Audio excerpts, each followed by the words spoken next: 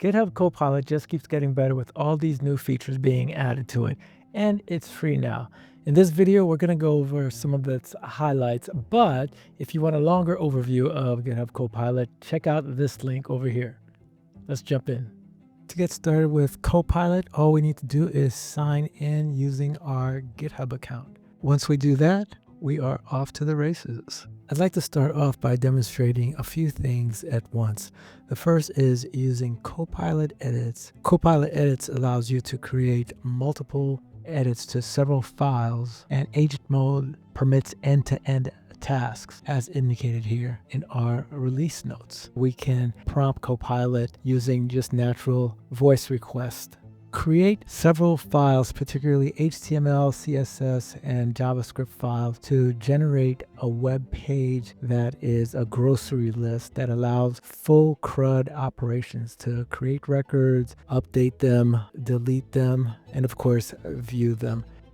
All right, it's generated my HTML file. I click OK for that to keep it. And now it's generated a few more files, a JavaScript file and CSS. I'll take a quick look at these and also keep them. What's nice is that if you don't like what it generated, you can undo, but I'll go ahead and keep. And when I go to my HTML view, we have the beginning of our list. Why don't I go ahead and test it? I'll put in salmon and look at that. It seems to be working.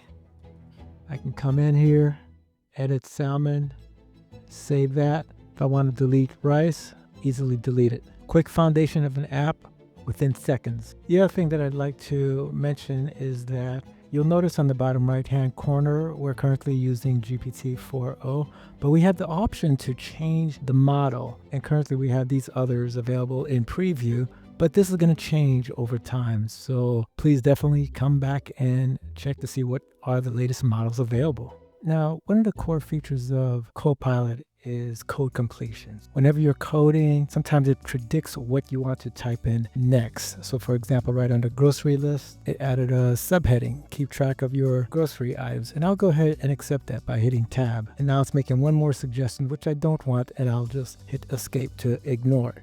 So that's pretty cool. But there's even a more advanced feature called Next Edit Suggestions, which could detect more advanced suggestions that you want to complete. So with Next Edit Suggestions, if I come over here and change grocery to do, with Next Edit Suggestions, it already says, hey, look, if you're going to change this to groceries, you might want to change this over here also. And now it gives me an option to either accept it or reject it. And I'll say, you know what? I can go ahead and accept this. And to do that, I just hit tab.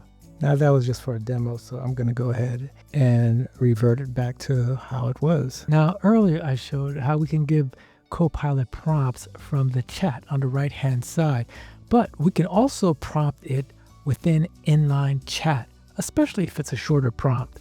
Let's say that there was a typo, some type of bug in our code here, like this, which is incorrect. I can go ahead and bring up Inline Chat, and when we hit the slash option, we have these different options, one of which is to fix. So let's say I go ahead and choose that. It'll look through to find issues in my code, and it'll notice that this right here should be corrected to be named add item. So I can go ahead and accept, and it fixes it. So no need to go to the right hand side to chat to ask it to figure something out. You can do it right within Inline Chat. You could also execute Inline Chat from within the terminal. So from here, I could ask it how to do something within the terminal and also execute it. So let's say I forgot how to create a folder and move into that folder all in one line. I could prompt Copilot to tell me how to do that, and then it shows me the syntax right there. Make dir, and the folder would be test, and then I could use the double ampersand to change the directory right into test, and that's how it can be done all in one line. And to execute it,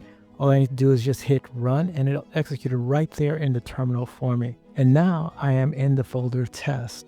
And as you can see on the upper left-hand corner, this new folder was generated, which is pretty cool. So I'll just back out now since that was just a test and delete this. Now let's talk about another feature called Copilot Vision, which allows us to use images and screenshots to generate code. With Copilot Vision, you can now have it create alt text for you.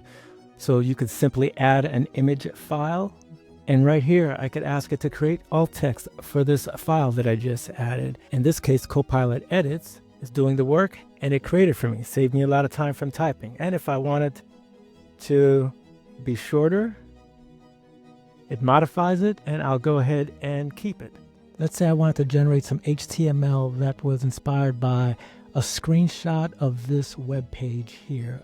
I can have Copilot Vision examine that screenshot when prompting. Can you go ahead and generate some HTML that reflects the image that I just dropped in, and make sure to use the image file ray.png, spelled rey.png, for the photo on the left hand side, and also make sure to copy the layout of that web page with the squares on the right hand side and include the headers of GitHub. And just for transparency, I did prompt it 2 times, second time around, just to make it closer to what I wanted. So let's see what the result is. Wow, there you go. That's it for now. So for more future updates, please go ahead and check out our release notes at this link here. And if you're not subscribed to our channel, please go ahead and do so. That helps us out with the algorithms, along with giving us that like. And I will see you in the next one.